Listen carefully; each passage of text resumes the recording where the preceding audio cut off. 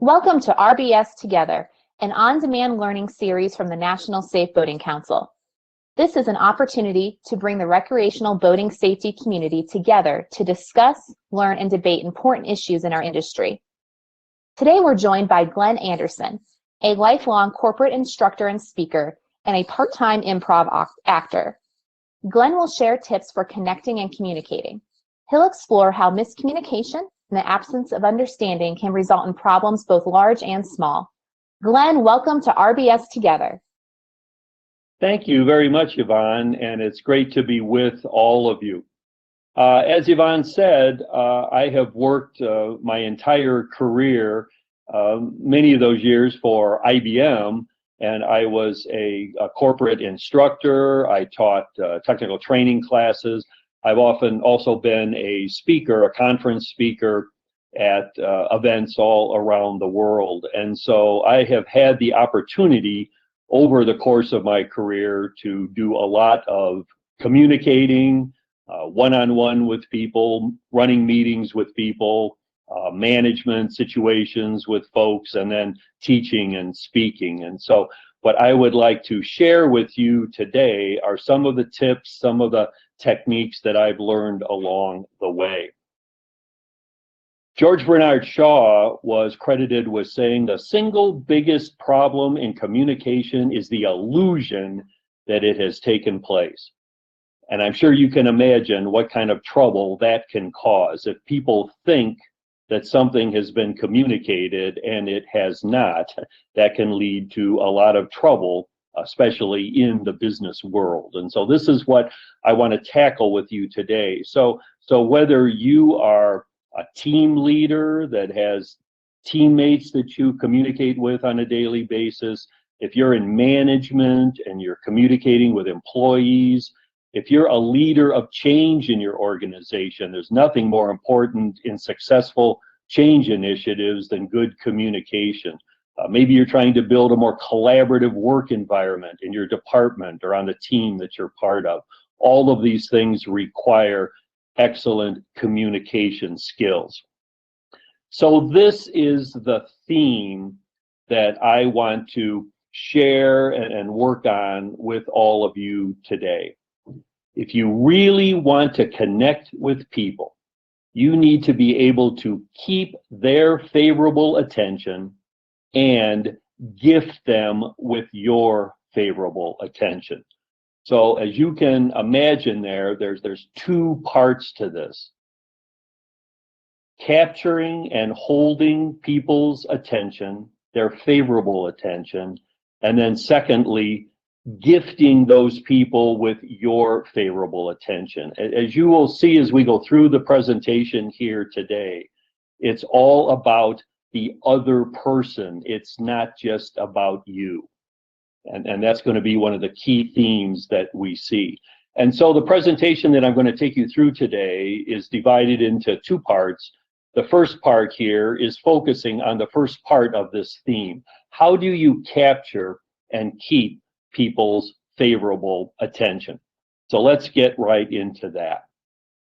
So first of all, commanding people's attention, being confident. And one way that I would suggest that that can happen is if you view communication as a sport.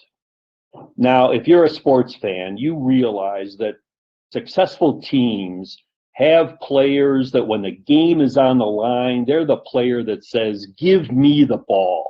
In football, the quarterback, when the game is on the line, the quarterback says, "Give me the ball, I will lead us to victory." Or in basketball, the basketball player that says, "Give me the ball, I'll make the last shot." And this kind of confidence, learning to have this kind of confidence, commanding the attention of the people that you are communicating with, and not just their attention, but their respect, and you feeling like you belong in this communication situation. So how can you do that? How can you begin by building this kind of confidence? First of all, warming up, and again, kind of sticking with this sports theme here for a couple minutes. Warming up, just like an athlete warms up. And one way to do that is to get out and move around a little bit. So whether your communication that you're about to do is a presentation, perhaps, that you're giving in a meeting or for your team. Maybe it's a speech that you're giving in some sort of situation. Perhaps it's a one-on-one meeting with your boss. Maybe you're going to run a meeting with your teammates. Maybe you're going on a sales call. Any of these kinds of things. Is there a way that you can warm up and going for a walk and rehearsing in your head what you're going to say is a great way to build that confidence. I'll tell you, over the years, I have done many keynote presentations at large conferences, and I get a little nervous, and I get out and I try to go for a walk. If it's nice outside, I'll go outside and go for a walk. I'll run the lines through my head. If I can't do that, maybe just walking around inside the building, but doing something that kind of gets me moving. Now, often you hear people say that a good way to practice is in front of a mirror.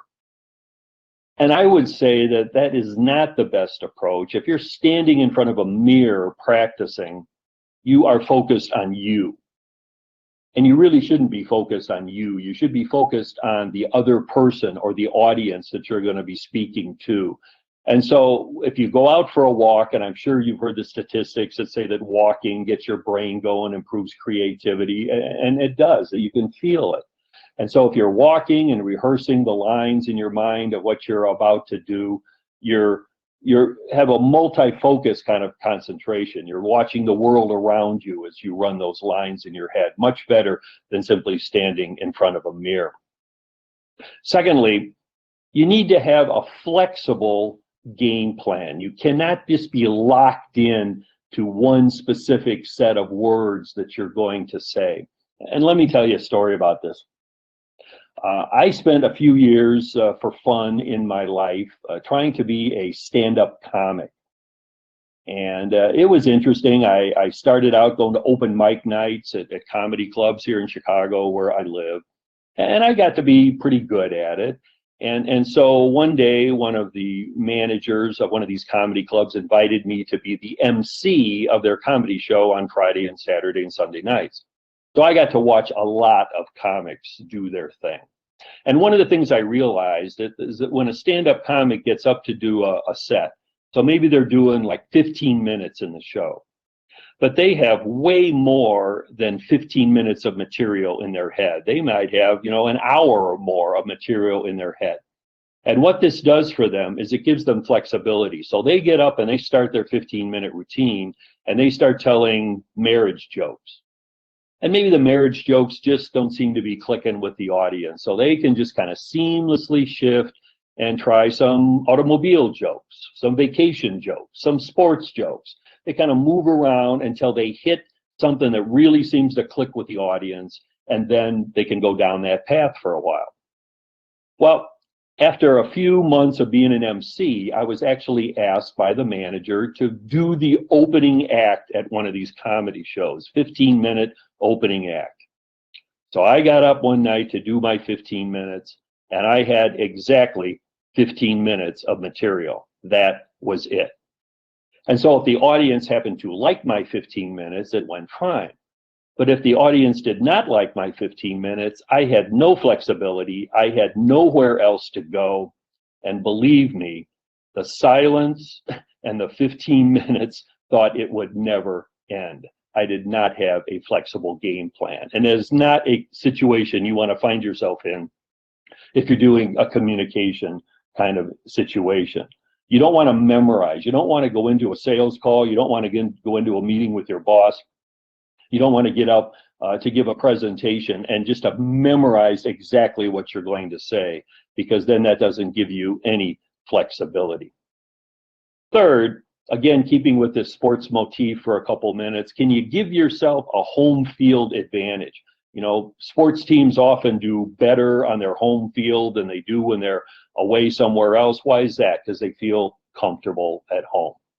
So especially if you're going to give a presentation or you're going to give a speech, is there any way you can get into the room in advance and get a feel for what it's like? Sit in the back of the room if you can watch someone else give a presentation in the same room.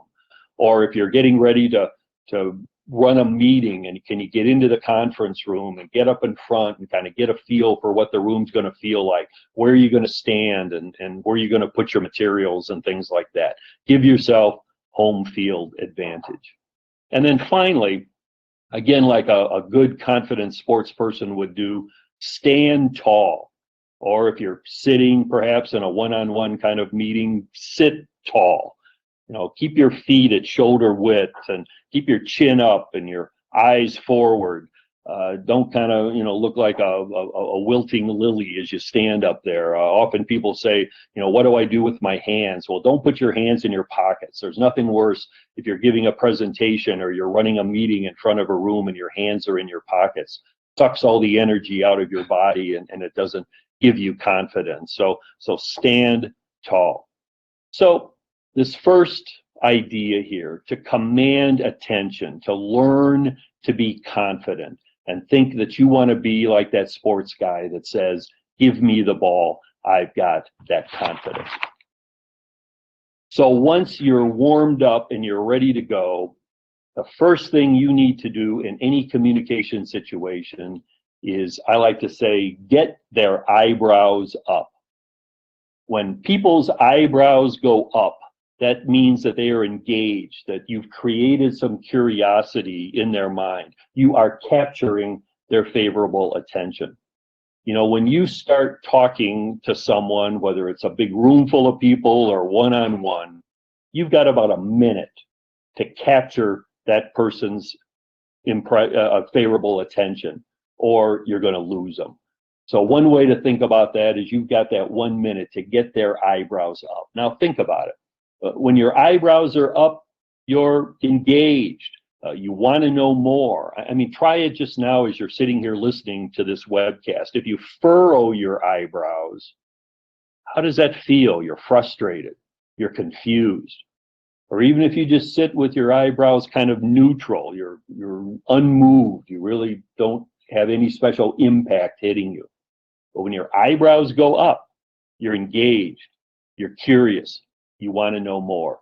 So how can you get the person you're talking to, the people you're talking to, how can you get their eyebrows up in that first minute? Well, maybe you begin by asking questions. Did you know? Did you know that the majority of recreational boating accidents are caused by? You've got some interesting statistics. Did you know the impact that substance abuse is having on boating safety today? Did you know? You're getting their eyebrows up, you're giving them something interesting, and then you follow up with maybe imagine. Imagine what recreational boating would look like today if everyone always wore a life preserver at all times. You say those kinds of things. Did you know? Imagine. Show and ask. In school, you probably remember you did show and tell. What you brought something and you showed it to the class and you told them all about it. I would say switch that up. You show something, maybe you've got a graph, a chart, some statistics, and then you ask questions. You show and you ask, and that gets people involved.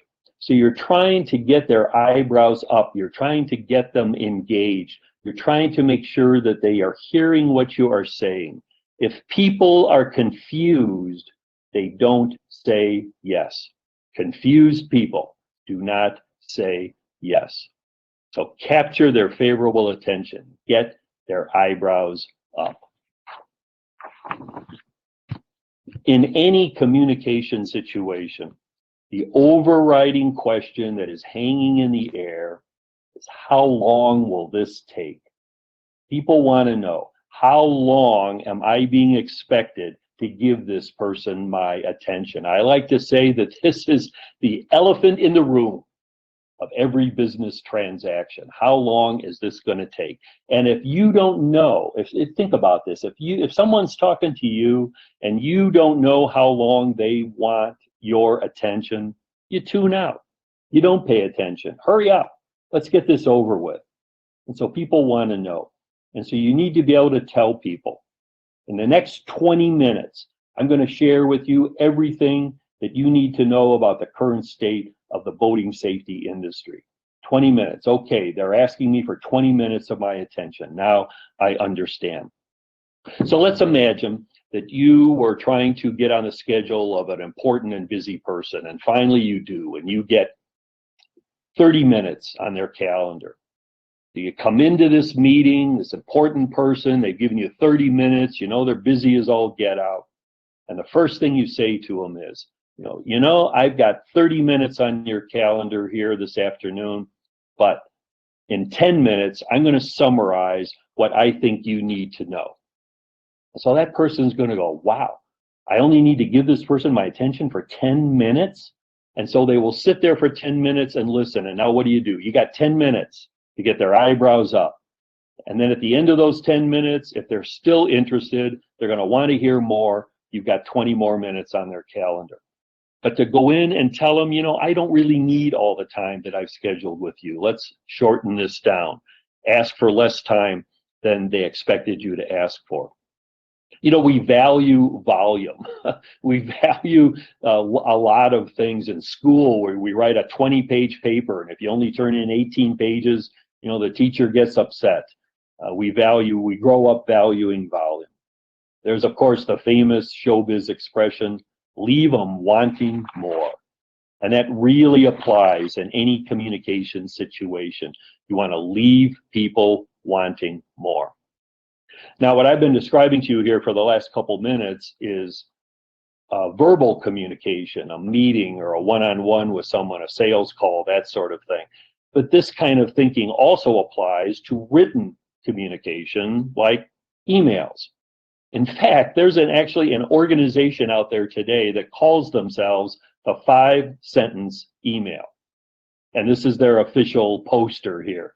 Reclaim a large portion of your workday. Increase your productivity. Improve your chances of getting a reply with the 5-sentence email.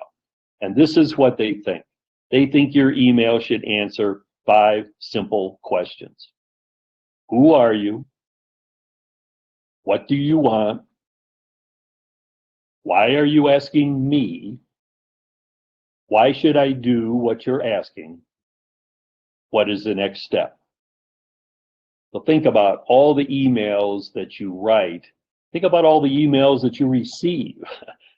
Can an email be narrowed down to answering these 5 simple questions? Imagine the overload of email that we all have. What's everybody doing? Working on their email, trying to bang down the number of emails in their in-basket. And if you were opening emails that were concise and succinct like this, maybe these are the emails that you would want to answer. A couple other things about emails. There's also something out there that people call the 3-email rule. And what that is if you're emailing with someone, trying to make something happen, and the emails go back and forth 3 times, and you still haven't resolved whatever it is you're trying to resolve, at that point you say, I'm not going to do email anymore. I'm picking up the phone, I'm going to call this person, or I'm going to arrange a face-to-face meeting. That's called the 3-email rule. And that can maybe eliminate some excess emails that aren't accomplishing anything anyway. Another thing with emails that drives me crazy, you've probably seen this. Someone writes an initial email with an initial subject line. And it goes to someone, and maybe they forward it to someone else, and they forward it to someone else. And over the course of these emails bouncing around, the subject that's being discussed has dramatically changed from the original subjects that represented in the subject line, but no one's bothered to change the subject line. So now you receive this email in your inbox with a subject line that really has nothing to do with what the current discussion is in the chain of emails. So my thing has always been, when I discover that, I fix the subject line, and so when I send it out, the subject line is correct. So things that you can do to make communicating with emails a little more effective and efficient. But keep this in mind, the 5-sentence email. When you are communicating successfully with someone, what you are giving them in your message should be repeatable. There's a theory in Hollywood about movies.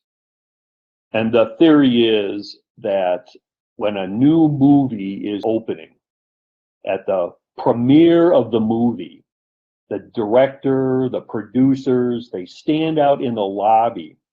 And as the premiere of the movie ends and people are coming out into the lobby at the end of the movie, if the director and the producers hear people repeating lines from the movie as they walk out of the theater, they know that movie is going to be a success. If people can't repeat it, they didn't get it. And this is a very, very important concept to understand if you're going to be a successful communicator. If people can't repeat it, they didn't get it.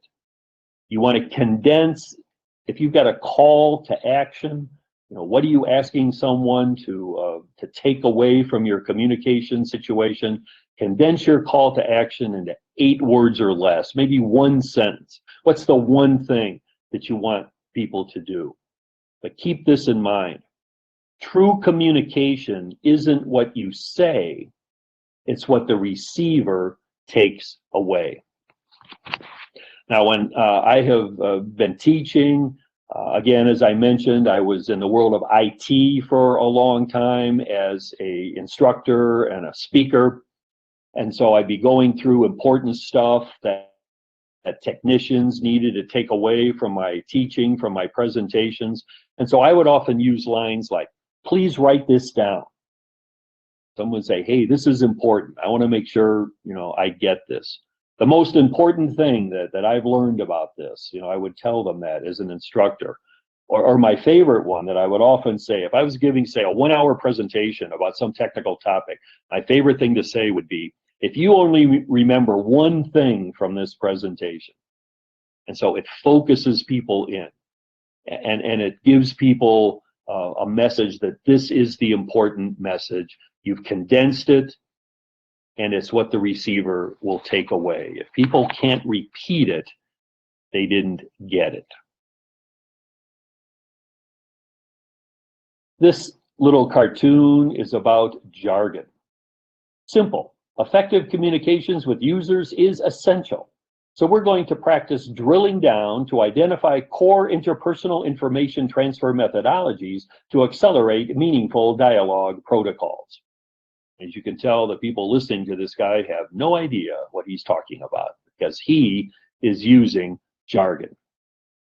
And jargon is something that can really get in the way of capturing people's attention and helping them understand what you're talking about. And then there's something related to that we're going to talk about here that's called the curse of knowledge. But first, let's focus on jargon for a moment. Jargon is dangerous because it buries the very thing you most want the other person to understand. Now, as I said, I worked for many years in IT, large corporate data centers. And if there's any industry that is filled with jargon, my gosh, it's IT. And it would be so easy as you would give a presentation or teach or even just have a conversation with a bunch of people, on your team.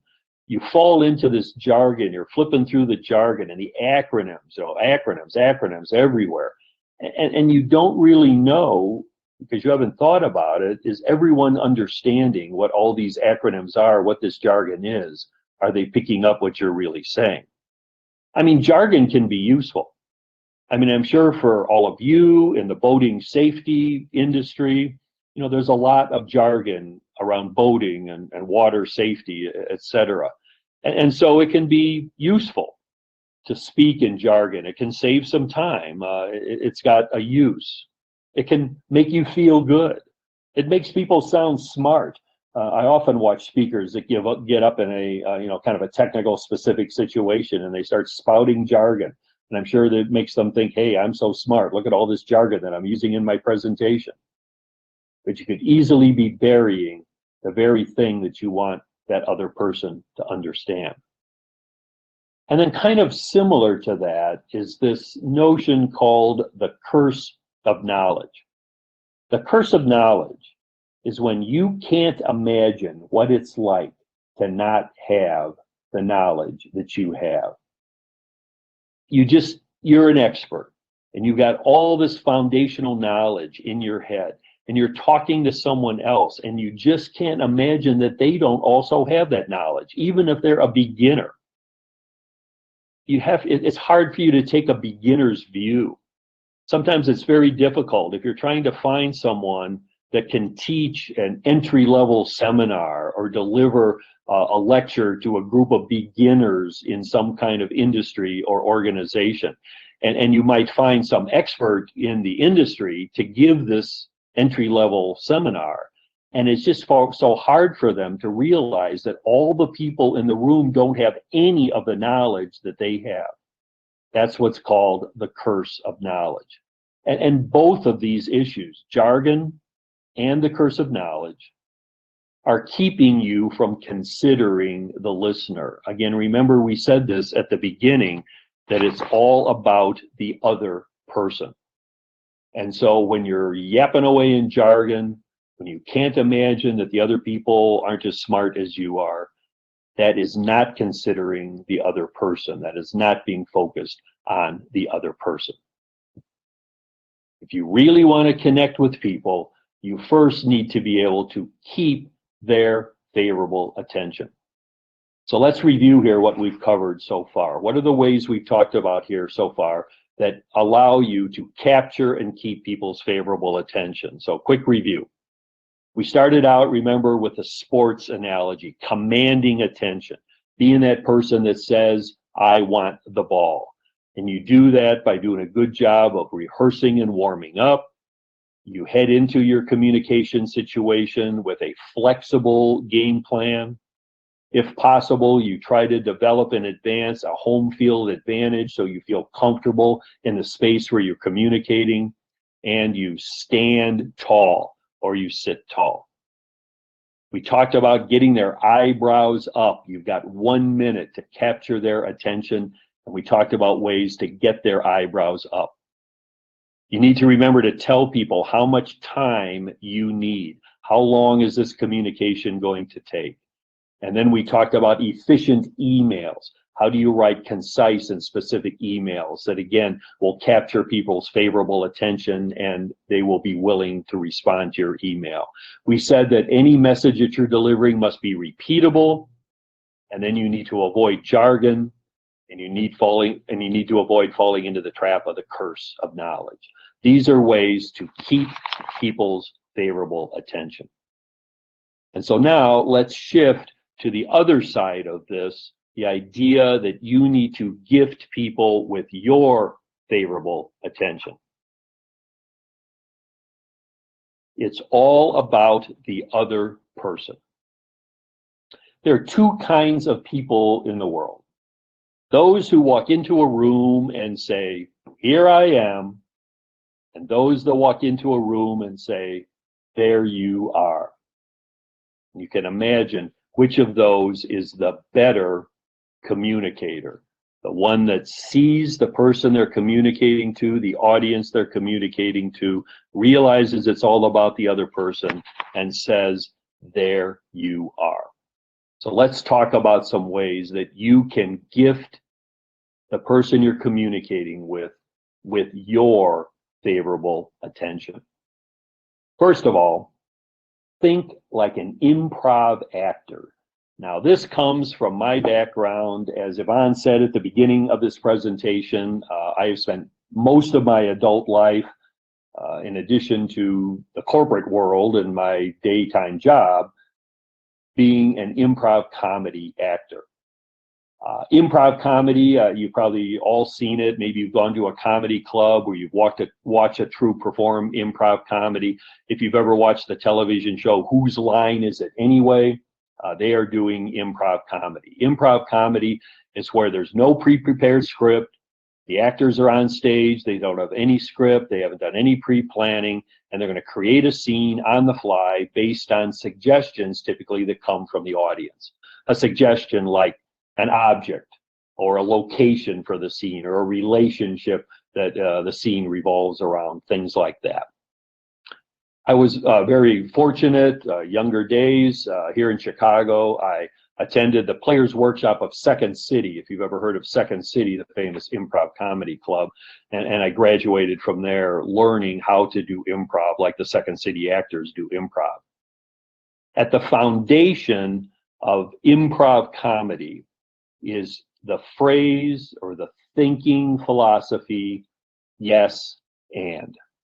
This is how improv actors create a scene on stage on the fly. They are thinking, yes, and. And so as the scene gets going, again, of course, with no pre-written script, no pre-rehearsal, one person kicks off the scene, and then the other person needs to take that initial idea and say, yes, I hear what you're building, and let me add to it. So the first actor says, this grass is 3 foot tall. I'll never be able to cut it with a lawnmower. Now, if the other actor is not thinking yes and, they might say something like, grass, what grass? I don't see any grass. And they've destroyed the scene right there, and the scene's going nowhere. But if the other actor is thinking yes and, they would say, yeah, this grass is so tall, you can't cut this with a lawnmower, you need a herd of goats. And now the scene is off and running because the other actor took the initial idea, said, yes, I hear it, and let me add to it. Thinking yes and is all about relating. That the other person, in the case of improv acting, the other actor on stage is a crucial partner. It's not just about you. You are hearing what someone else is saying, and then you are responding to that. You are relating to the other person. Now, again, remember, why are we talking about this? Because we're talking about how to gift people with your favorable attention, you as the communicator. It's all about relating. Thinking yes and, saying yes and. In the improv world, it creates a culture of open communication, and it does that in the business world as well. How often do people listen to you and then they say no? Or they listen to you and then they say, yes, but. I've always thought that saying yes, but is pretty much just a nice way of saying no. But saying yes and creates a culture of open communication. Now, it's accepting what's happening in the moment. Don't be confused. Saying yes and doesn't mean you agree with someone all the time. It means you hear them. You're postponing judgment. You're listening. You're reacting. Yes, I hear what you're saying, and now let me respond to it. Let me give you an example. Let's say that in a business setting, someone says, we should meet on Tuesday to go over the quarterly reports. And your yes and response might be, yes, and my morning is packed, so can we meet over lunch on Tuesday? So you're giving them a yes and kind of response. Now, maybe you know from experience that one meeting is never enough to cover all these quarterly reports. So your instinct might be to say something rather negative. You might want to say, no, that's not going to work. But the yes and approach would be, yes, and if we have trouble getting it all done on Tuesday, we'll find some time on Wednesday to pick up where we left off. That's a culture of open communication. That is thinking yes and. Let me tell you, folks, you're in the relationship business, you're in the people business, no matter what your actual business is. And so one way to approach that is to think like an improv actor, to think yes and.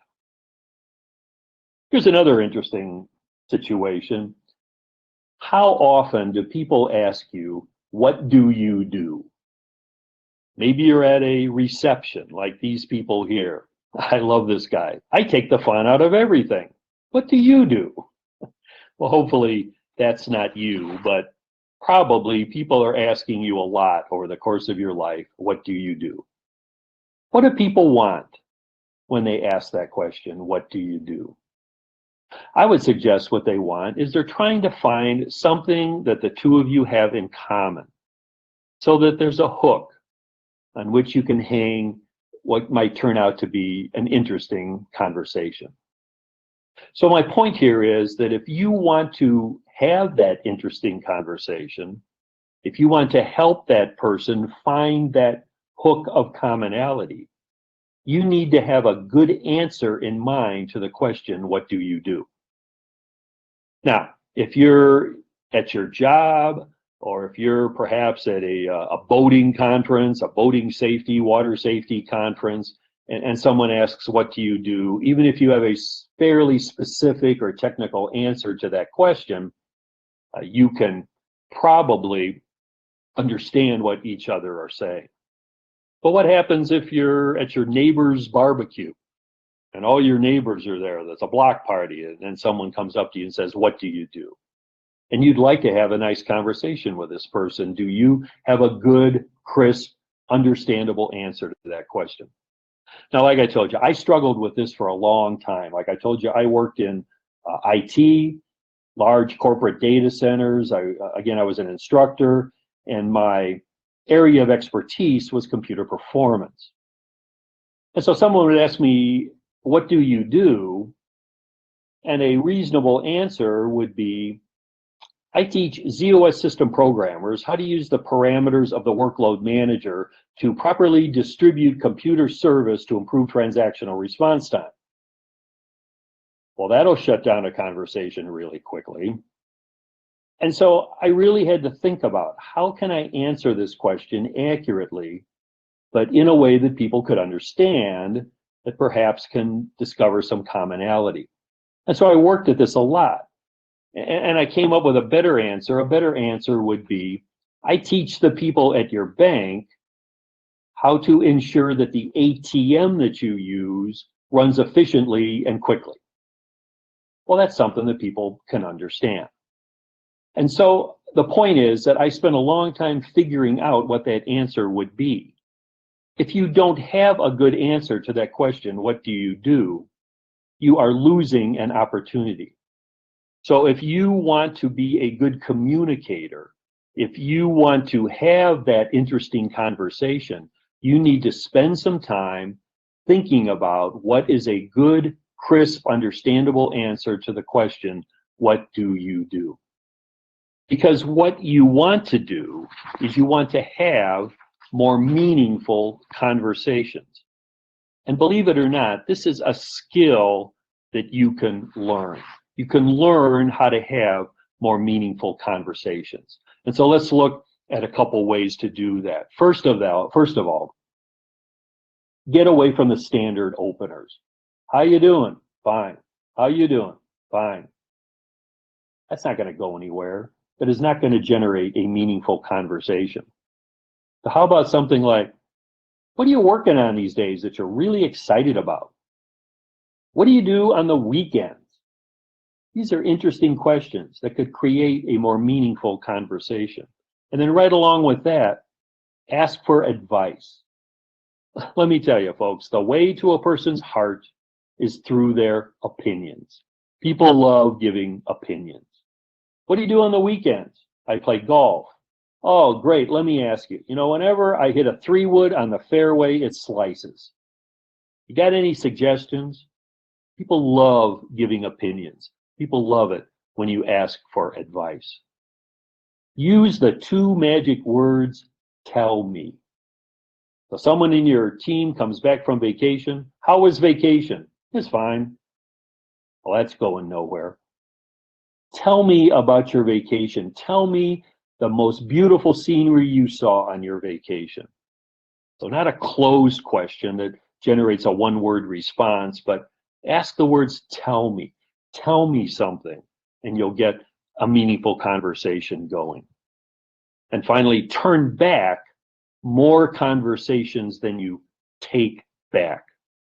Every time someone finishes talking, you have a choice.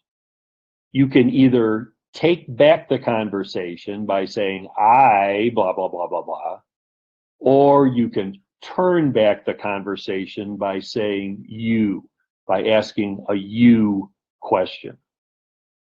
So think about this, folks. Are you waiting for other people to be friendly? How's that working for you? Maybe you want to choose to be the person who creates interesting interactions.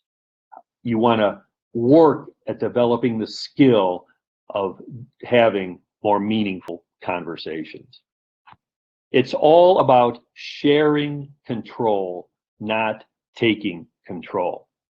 Here you can see the quote, the famous movie director Steven Spielberg. He said, "When I was a kid, there was no collaboration. It's you with a camera bossing your friends around.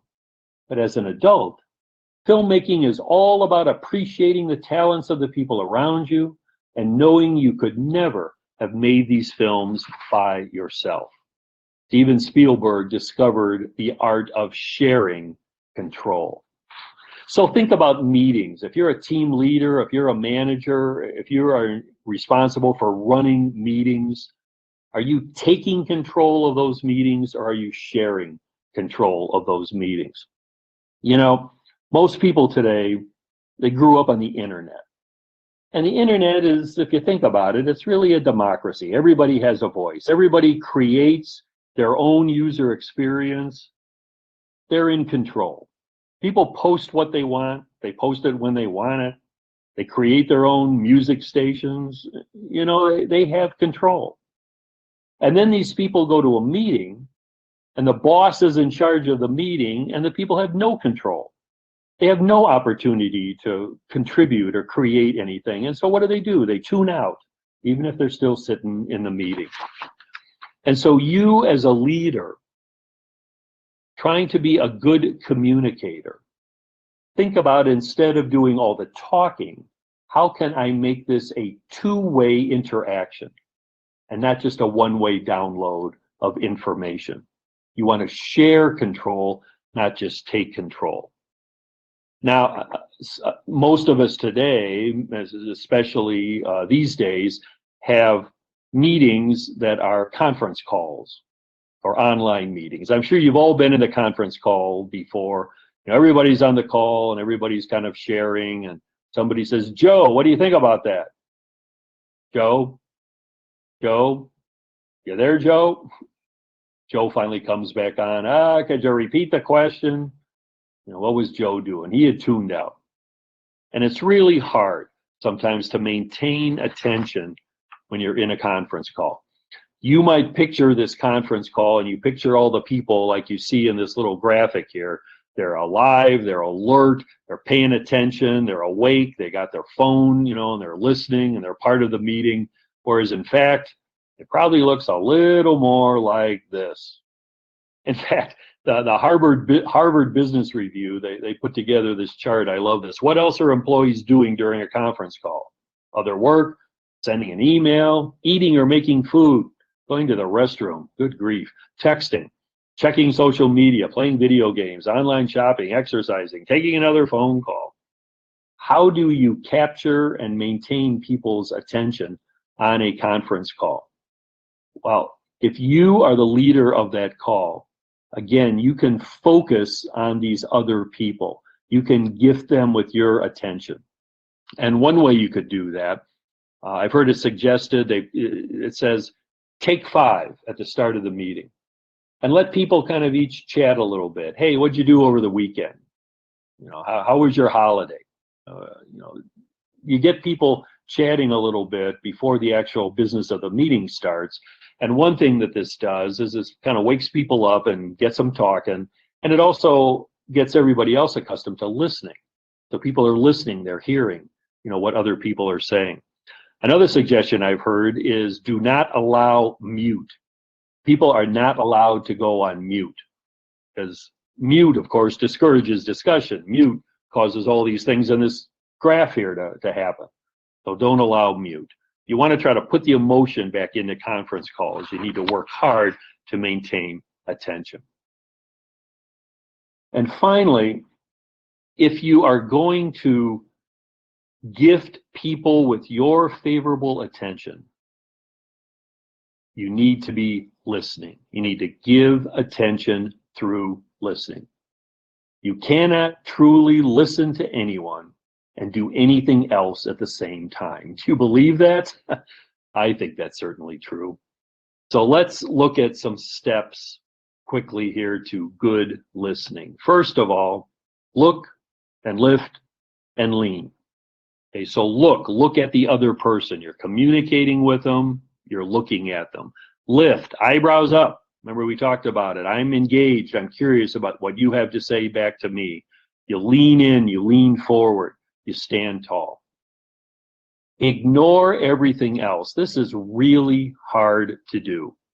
And one of the scientific reason it's hard to do is that your brain processes 350 to 550 words a minute, and most people speak at about 120 words a minute. So there's a lot of space in there for your brain to wander off, to drift.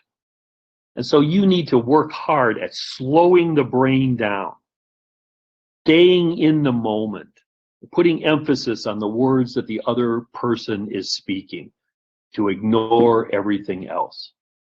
Suspend judgment. This is all about yes and. All right. Yes, I hear what you're saying, but I'm suspending judgment. I'm listening to everything that you have to say. That's part of good listening. Take notes. Sometimes people say, gosh, I start to fall asleep in a meeting. Take notes. Or if you're sitting in a one-on-one meeting, perhaps with your boss or a colleague, and you don't know what else to do, kind of losing attention, take notes. Great way to encourage good listening. Empathize. How would you feel if you were the other person? What empathy is about, understanding the other person's feelings. And so empathize. Think about what the other person would feel.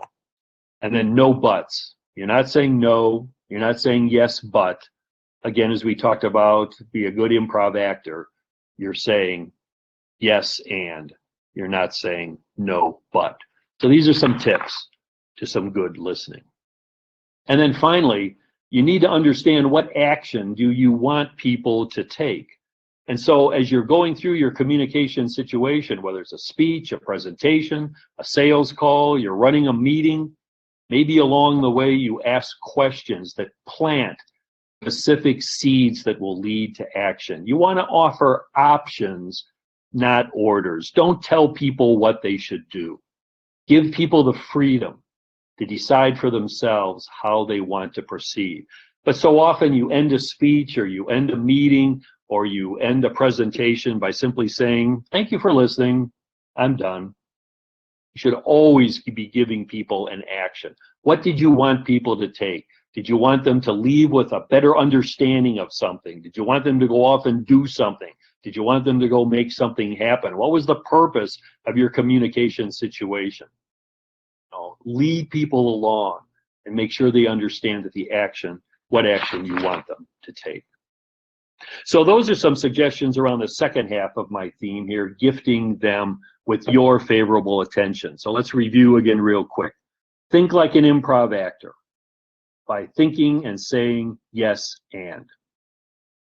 If you want to have meaningful conversations, first of all, have a good answer to the question people are always going to ask you, what do you do? Practice having more meaningful conversations. Get away from standard openers. Ask for advice. Use the two magic words, tell me. Turn back a conversation rather than taking it back. If you're running a meeting, share control. Work to maintain the attention of others on a conference call. Truly listen and make sure people understand the action that you want them to take.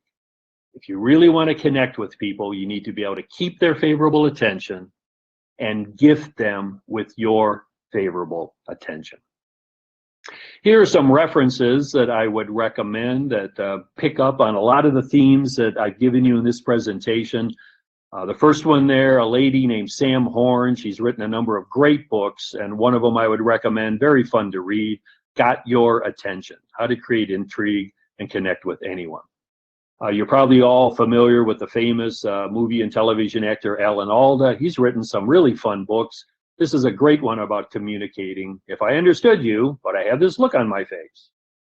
And then if you want to explore a little more the idea of improv in the world of business and using the expression yes and, here's a book that was written by a former Second City guy that'll help you understand getting to yes and. So let me conclude by suggesting that what you want to discover is what I call the dance of communication. The dance of communication. And now look at this picture here. What is this picture? You might recognize it. It's one of those pictures that helps people understand how to dance. How do you put your feet on the floor to do a waltz or a foxtrot? You know, you move from 1 to 2 to 3 to 4, you move your feet around. And you might take all these suggestions, the tips and techniques I've given you today for communication, and you might try to use them. Use one, use another, think about one, use another. And that would be a lot like this picture here, putting your feet on the ground, trying to become a dancer, like you're trying to become a communicator. And that's not going to really cut it. The dance of communication is when you move together gracefully and pleasurably, whether it's with one other person, whether it's with your team, in a meeting, in a speech that you're giving, the audience that's listening to your presentation. You're moving together gracefully and pleasurably. That is the dance of communication. In the book I just referenced a moment ago, Alan Alda says this: if we remember that every conversation we have, every bit of advice we give, every email we write, can actually be an exchange in which the other person might actually have a better way of looking at something, then we have a chance to be in sync, to be in a dance with that partner or that audience. It's a dance that we learn by trusting ourselves to take that leap. I challenge you today to take that leap to become a better communicator. Be the person that walks into the room and says, there you are. Capture people's favorable attention and gift them with your favorable attention. That is the dance of successful communication. Yvonne, turn it back to you. Thank you so much, Glenn. These are great communication tips, and I really like the analogy that we truly are in a dance of communication. You have to adjust to your audience. You have to adjust to the feedback, or maybe sometimes the lack of interest. You know, got to get those eyebrows up and capture your audience's attention, whether that's in a one-on-one conversation, or maybe you're at a conference presenting in front of a group of people, or maybe you're on a webinar. And it's really, you know, even more tough to capture people's attention and to know if you're engaged. I did receive a few questions for you. And one I think is that we've all dealt with at many times, where we've been in a situation where maybe we're called on during a meeting or on a conference call or at an event without any notice. There's no preparation. And we're asked to speak or asked to answer a question or to give a small presentation. Do you have any tips for those situations? Sure. Yeah, that's a very scary situation. Absolutely. When the boss looks at you in the meeting and says, "Tell us how your task force is running," and you really weren't prepared or expecting that. So this is what we might call a spontaneous kind of speaking. And so the first thing I would say is, well, since you can't rehearse, obviously, you can't plan ahead, you know, you need to lighten up. I mean, I think people sometimes get so nervous about it because they think it's not going to be perfect. And hey, you know, you're not going to win an Academy Award because, again, you haven't written anything in advance. So just kind of lighten up a little. See it as an opportunity. One of the places where people run into spontaneous speaking issues is maybe they've given a presentation and then people are asking questions. And people often think of the questions as in sort of an adversarial way. Oh, they're trying to cut down what I've suggested, or they're trying to make me sound stupid. And I would say, you know, think of it as an opportunity. It's a chance for you to further explain, to do a better job of showing off what you've done and what you know. The whole thing I talked about with listening, you know, slow down and listen. There's a trick that you can use when someone asks you a question or asks you to respond and you haven't had time to think about it. You do a paraphrase. You know, you say the question back to someone, you repeat it back to them, or you repeat their request back to them before you actually get into the answer. And this does a lot of things. It helps you make sure you understood what they were asking for because you repeat it. You get to repeat it in your own words, so maybe you tweaked it a little bit. And probably best of all, it gives your brain a chance to start to think about what it is that you're going to say.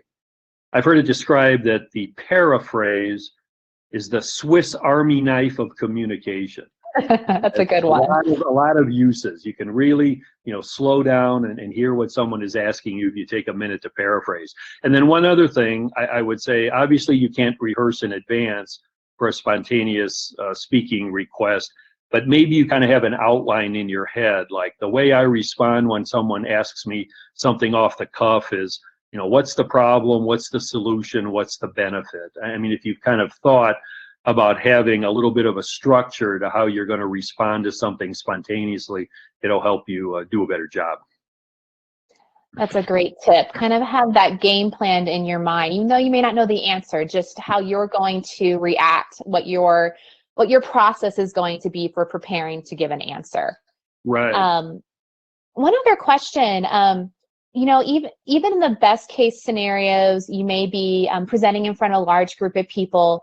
You've practiced, you've gone out, you've taken your walks, you've rehearsed, you've been in the room and you've got the lay of the land, you're ready to give your presentation and you're up there. And I'd say probably all of us have been faced with technical difficulties, whether the PowerPoint's not working or something's going wrong. Just some tips for the speaker on how to handle themselves when they're in that situation, because it does happen. Oh, yes. Well, the first thing is, if something goes wrong, and it almost always something will go wrong, you don't want to act like it's bothering you. Because if you're up in front of the meeting or you're up in front of the room and you look like the Titanic is sinking, everybody in the audience is going to feel like the Titanic is sinking. So the main thing to me is about the attitude, is that you don't look like it's really, the end of the world. I love the analogy I've heard before. If you've ever watched when the Olympics are on TV and the Olympic figure skaters, and they're out there flying around doing this beautiful routine and the music's playing, and then all of a sudden they fall, they lose their balance, they fall. And if you've ever noticed, they just pop right back up and keep right on going like nothing even went wrong. And that's kind of the attitude I think you need to have when something goes wrong, that you can just pop right up and keep going. And so you need to have thought about it. If my projector bulb burns out, if the internet goes down and I can't, be doing the demonstration I was doing online, what am I going to do? And that comes from rehearsal and practice, where you feel so comfortable with your material that no matter what goes wrong, you've thought about in advance. I will jump ahead to this point. I can talk through the demo if I don't actually have the internet anymore. So it's an attitude of that type. Mm-hmm. That's great feedback, because that attitude is so important. You don't want to bring down the entire tone of the presentation or the meeting. The show must go on. It's just, you got to keep chugging ahead. Be that Olympic skater, just pop right back up. Exactly. One final question for you. For some people, they may practice, whether that is outside or in the room, or maybe even with a colleague before a presentation. But during the actual moment, they still struggle with nerves. Any advice for them on how to kind of squash those nerves and push them to the back seat, or how to just keep moving forward? Well, let me begin by answering that by sharing one of my favorite quotes from the author Mark Twain. He said, "There are two kinds of speakers in the world, the nervous and liars." Everybody's nervous. Every speaker is nervous. I mean, I've been doing this for decades, and before I get ready to do any kind of a presentation or meeting, I get a little nervous. And nervousness is, first of all, it's good. So if you have nervousness, if you have anxiety, you need to embrace it. I mean, it means that you care, and it helps you focus, and it helps you understand what's important. I would go back to that chart I used at the beginning about being like the sports guy. I mean, if you can, a lot of speakers say that they do things to try to get over the nervousness, like going for a walk, like I mentioned, or I've heard speakers say they sit in a room before they're ready to give a speech or give a presentation, and they say tongue twisters over and over to themselves. Or one guy I even heard said he did push-ups. I can't imagine that. I'd be so out of breath that I couldn't speak. But those kinds of physical things can help you get over the anxiety. The other thing is that practice will really help.